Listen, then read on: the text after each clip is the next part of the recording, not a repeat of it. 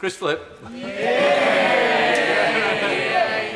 Thank you, Mr. Deputy Speaker, for this opportunity to make my maiden speech. And let me also take this opportunity to wish you a very happy birthday today. I do not wish to block my copybook by mentioning which birthday it is. It is a particular pleasure to follow the Honourable Lady from Westminster North, who I know has taken a very long interest on housing issues. I'd like to start by paying tribute to my predecessor, the Right Honourable Sir Richard Ottaway. He was an officer in the Royal Navy before coming here. He served as Michael Heseltine's PPS. He served on the front bench in opposition and served in the Whip's office during John Major's government. I think a fairly challenging task, although judging by the size of last night's majority, hopefully not one which will need to be repeated in the course of this Parliament. Sir Richard served with great distinction as chairman of the Foreign Affairs Select Committee, and in that capacity was banned by the Chinese from entering Hong Kong. A sure sign, Mr. Deputy Speaker, he must have been doing something right. There was, however, one biting disappointment late in Sir Richard's career. I refer, of course, to the Westminster Dog of the Year event, in which his beloved spaniel Roxy was beaten by an Alsatian from Stoke-on-Trent South and a poodle from Surrey Heath.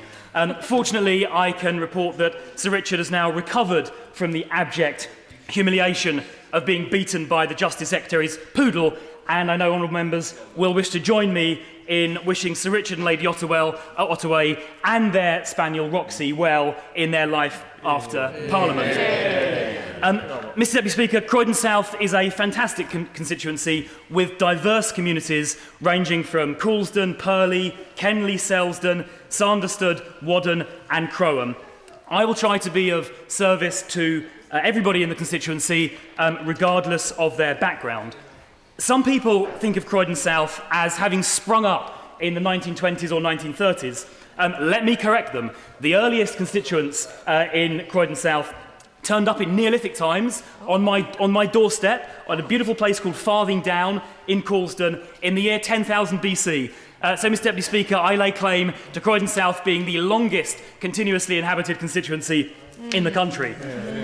Urbanisation came with the arrival of the railway in 1841, if you can forgive me for skipping over the intervening 12,000 years in the interest of the time limit. Many of us, I can see Mr. Deputy Speaker approves of that, many of us today rely on the railway to get into London. I'm sorry to say that Southern Railway have not been performing well recently. It's been terrible. But I am pleased to report that my honourable friend, the Rail Minister, who we met with the week before last, has promised to personally grip this serious problem. I'd also like to mention Kenley Airfield in the constituency, which was in the front line of this country's defence during the Battle of Britain. The extraordinary feats accomplished in that summer 75 years ago serve to remind us of what this nation can achieve when we pull together as one united kingdom. My father's family have lived in South London for generations. I well remember my first Crystal Palace game at Selhurst Park 24 years ago on Boxing Day 1991 against Wimbledon. It was 1-1, if anyone is wondering. I was brought up in the area. I went to a local grammar school in the area, and I firmly believe, Mr. Deputy Speaker, that grammar schools give children from ordinary backgrounds like mine the opportunity to achieve their full potential. People in Croydon South believe that hard work and enterprise are the best ways to combat poverty and promote prosperity. Businesses like the Wing Yip Chinese supermarket on Purley Way and BSW Heating in Kenley are the lifeblood, not just of our economy, but of our society too. I share those values.